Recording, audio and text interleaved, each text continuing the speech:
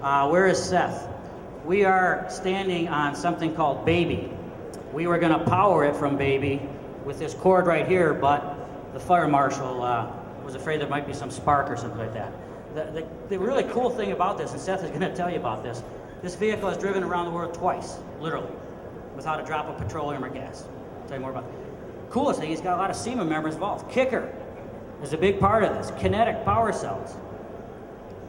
Here's the man to tell you about it, Seth Warren.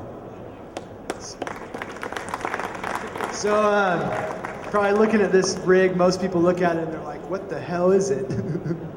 Well, her name's Baby, and right now she's currently gone further than any other vehicle in the world without petroleum.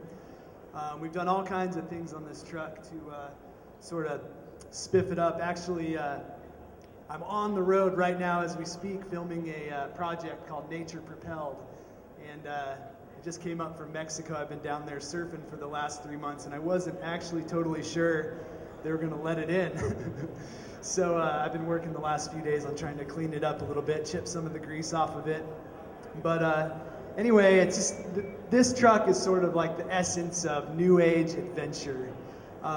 We drove this thing all the way from the northernmost part of Alaska to the southern tip of Argentina. You know, you look at history and you think about adventure, and you know, back in the day, the early explorers of Africa, they'd go around the world in search of new lands and places, that species of animals that nobody's ever heard before. And the crazy thing is, like, their funding would come from the government, and that whole thing would be about trying to find new resources that they could come in and colonize and develop and essentially exploit. And right now we're in a time in the world where not only has the entire world been discovered, but it's at a time right now where we've actually overexploited all of our resources in the world. And so kind of what I've come up with, the idea with this project, is to go around the world, and as I'm traveling around, actually offer something environmental and conscious to the people that I see along the way. And as I go, it's kind of like the car from Back to the Future. It seems like I'm always coming back and adding something on, something new and cool. And you know, I look at this show right now. I've been invited to attend this show, and I can almost guarantee that, you know, with the people that we meet here, and you know, we're going to add stuff onto it. But right now, what I'm doing is, you know, I'm following the water cycle, and along the way, accentuating all the different types of renewable energy. And as we go along, we do public demonstrations, we do press conferences, a lot like this. We've been sponsored in the past by the U.S. State Department. I've done conferences like this in over 20 major cities around the world. And but the most important thing that we do is we visit schools, and we make films about it, and show those films to youth and to kids at schools, and just try to show them, you know, not only about the green movement, but also just outside the box thinking and what you can kind of come up with. So anyway, I'm going to be around, kicking around the vehicle, and you know, we've put a whole bunch of new stuff on this thing, including pretty much a state-of-the-art way to pull up to any restaurant and essentially use it as a gas station with the grease bins in the back, and use waste vegetable oil, recycled vegetable oil for fuel.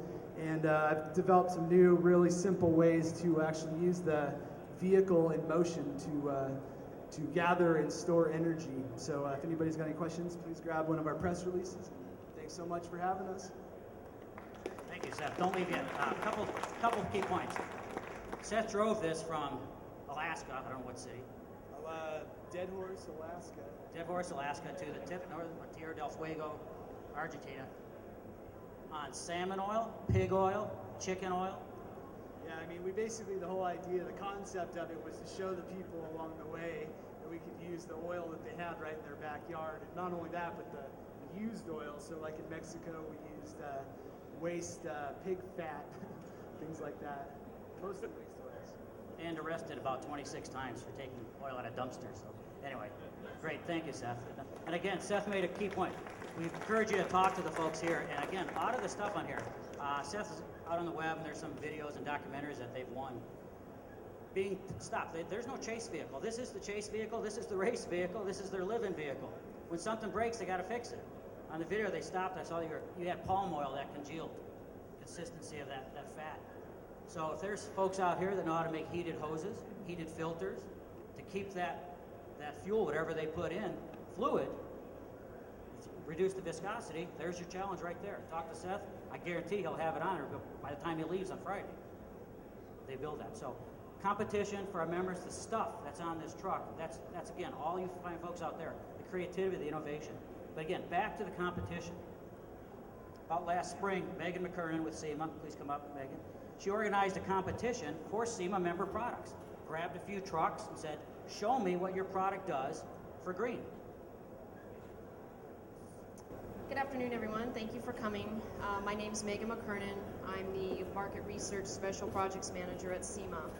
And one of the initiatives that we took upon this year was reaching out to member companies who make powertrain products and asking them to submit a product to be tested on a vehicle in the lab.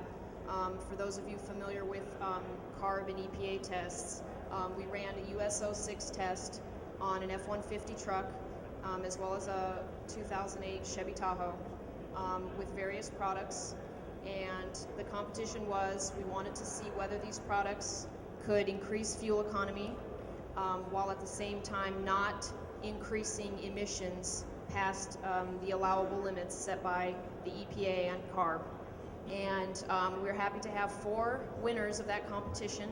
And I think some of the people are here in the audience, and I want to recognize you if you're here. The first product was a flash programmer from Edge Products that we tested on the F-150. And I see JB here from Edge, so congratulations. One of our other winners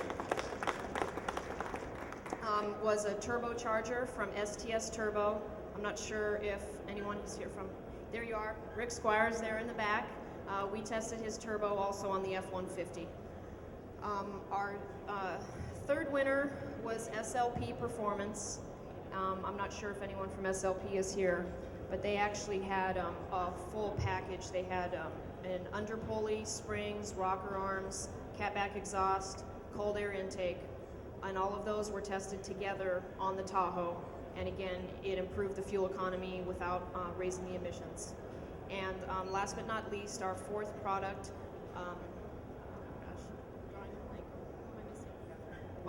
Gibson exhaust.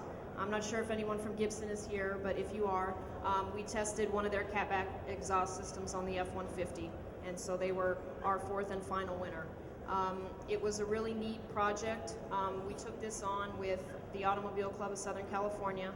They have a test facility located adjacent to the SEMA headquarters building where they run emissions tests, and they're certified by CARB and the EPA. And we had a great response from our members, and we hope to do more projects like this in the future. Thank you, Megan. A great competition, again, to show you the ingenuity, the creativity of SEMA members.